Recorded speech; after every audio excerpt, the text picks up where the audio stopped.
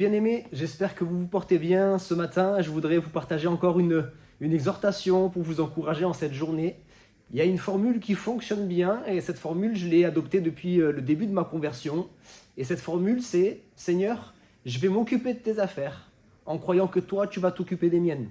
Et je sais que tu t'occuperas de mes affaires bien mieux que je pourrai jamais le faire. » J'aimerais vous donner deux exemples. J'aimerais vous donner l'exemple de Zacharie et Élisabeth que vous connaissez. Évidemment, vous savez que c'était un couple qui ne pouvait pas avoir d'enfants puisque Élisabeth était stérile.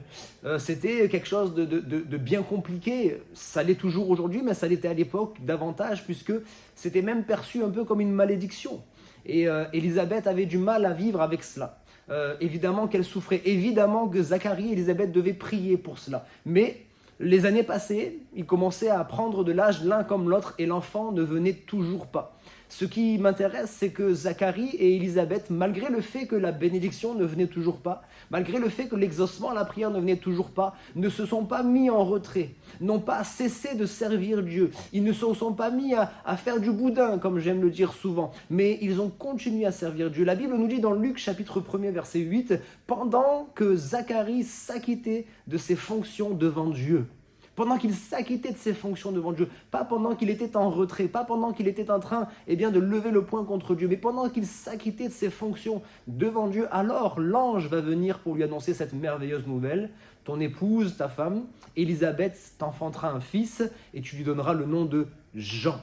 J'aimerais donner un deuxième exemple, c'est l'exemple de Job. On connaît également l'histoire de Job, combien il a tout perdu, ou en tout cas presque tout perdu. Les premiers chapitres de ce livre nous montrent bien combien il a pu perdre tellement de choses. Mais ce qui est encourageant, c'est surtout de voir que malgré cela, et après que tous les autres chapitres nous montrent ce temps de discours avec ses soi-disant amis, ces amis qui vont, au lieu de l'encourager, lui rajouter des charges, chacun à son tour va venir devant lui pour lui raconter un peu sa sagesse, lui expliquer selon eux pourquoi il est arrivé à telle situation, et chacun va essayer de donner sa version de la situation, mais il va, c'est vrai à un moment donné, s'irriter.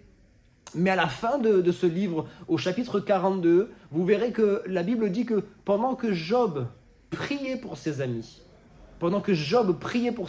Dieu lui a rendu tout ce qu'il avait perdu et il a même béni à double raison. Il lui a donné 2 fois plus que ce qu'il avait auparavant. Il n'a pas répondu au mal par le mal, il a répondu au mal par le bien. Et j'aimerais vous encourager, malgré que la situation soit difficile, malgré que ce que vous recherchez n'est toujours pas arrivé, malgré que la guérison, malgré que la bénédiction n'est toujours pas arrivée, malgré que les membres de votre famille ne sont pas encore au Seigneur, et vous voyez le temps passer, mais ne vous découragez pas. Continuez à vous occuper des affaires de Dieu. Vous connaissez également cette parole où il est dit « Cherchez premièrement le royaume et la justice de Dieu et toutes choses vous seront données par-dessus. » J'aimerais vous donner très rapidement un dernier témoignage. Vous le savez, ma deuxième fille Nina est née avec un cancer et avec la version la plus courte, à un moment donné, il y a eu un changement de médecin. Le médecin a administré à Nina une dose trop forte de chimio par rapport à son poids et à son âge et à cause de cela, ça crée un dysfonctionnement du foie, un réel dysfonctionnement du foie. C'était critique. À ce moment-là, les médecins sont venus nous voir pour nous dire avec Erika, préparez-vous, les prochaines 24 heures sont critiques, son diagnostic vital est engagé. Pendant 24 heures, ça va être très compliqué et ensuite, on va essayer de la maintenir perfusée pendant 1 semaine pour essayer de rétablir les choses. On m'a dit, allez chercher vos affaires.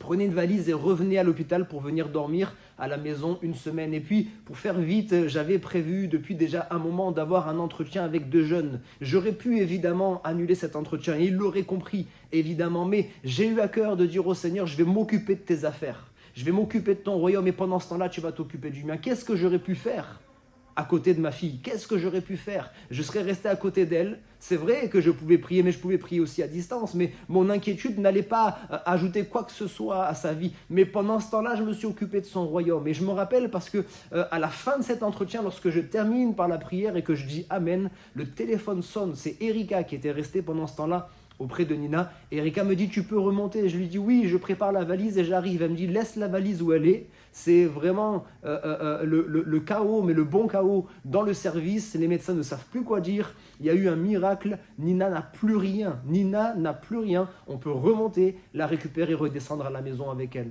Mon frère, ma sœur, bien-aimé, alors que tu traverses la tempête, n'essaye pas par toi-même de faire sortir l'eau de la barque, mais reste tranquille, reste paisible, fais confiance au Seigneur, occupe-toi des affaires du royaume de Dieu et lui s'occupera bien mieux que toi de tes affaires, dans le nom de Jésus. Amen.